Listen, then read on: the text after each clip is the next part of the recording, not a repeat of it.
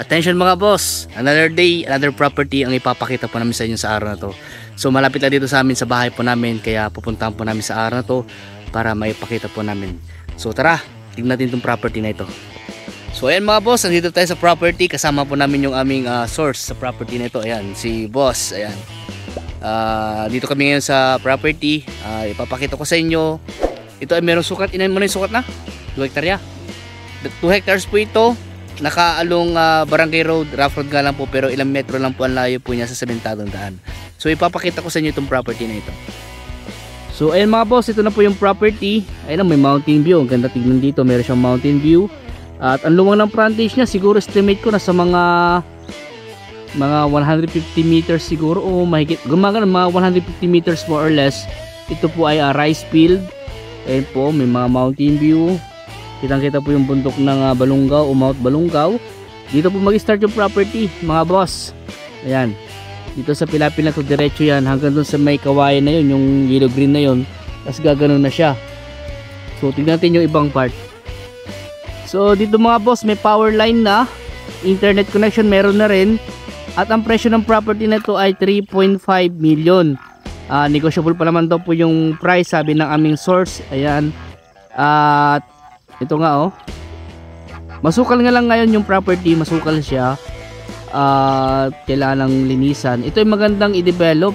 Pwede kayo magtanim ng mga gusto nyo itanim dito, mga fruit bearing, or sa mga mahilig kung magbukid dyan ay pwede na pong bukirin.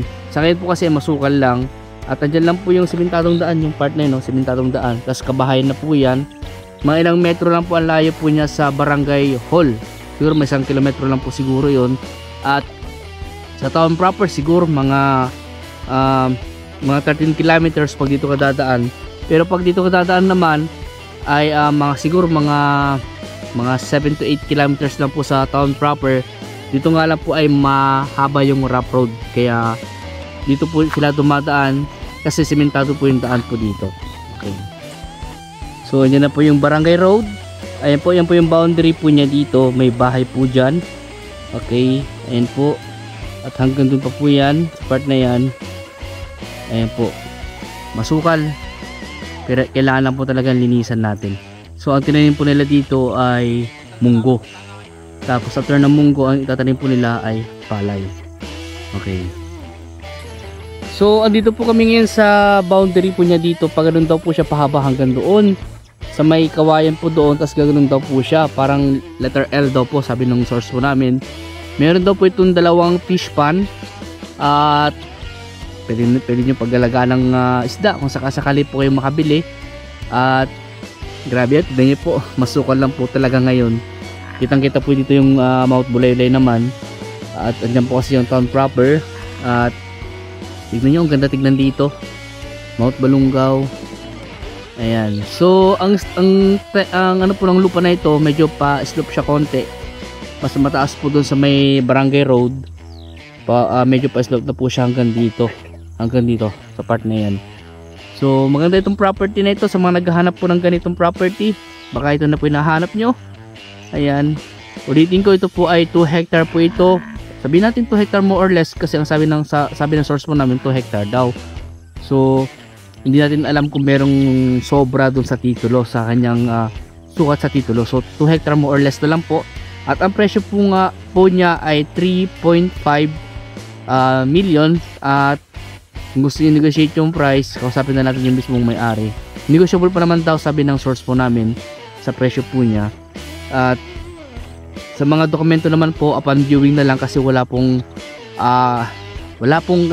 dala yung aming source na dokumento. O kahit Xerox copy man lang sana ng titulo. Pero try ko na lang po magpasend ng kanyang dokumento. So yung price at yung ano po ay yung mismong contact po namin o yung source po namin sa property ito, siya po nagbigay. At siya po kasi yung nakadirect po sa mismong may-ari. So ito po yung kanyang fish pan naman po.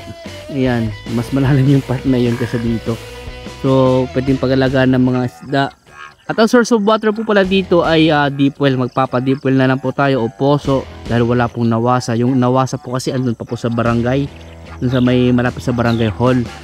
So So andun pa lang po yung Nawasa. Baka siguro soon ay makarating rin po dito yung Nawasa. Okay. Electric power, yung power line, andyan na po yung power line, tsaka internet connection meron naman po dito. At yun nga lang talaga, ay kailangan natin linisan to. Kung sakali kayo po makabili, linisan po natin, tapos maganda dito bakuran para ma-secure po yung property. Kung may katanungan po kayo sa property nito, tumawag na lang po kayo sa akin. Naka-flash lang po sa screen yung aking number. Pwede nyo kayo kontakin sa aking Facebook, sa aking Messenger. Andyan po sa screen. Ayan, so para sa ibang mga property po na ipa-vlog po namin, please follow and subscribe sa aking YouTube at sa aking Facebook. So maraming salamat po at God bless.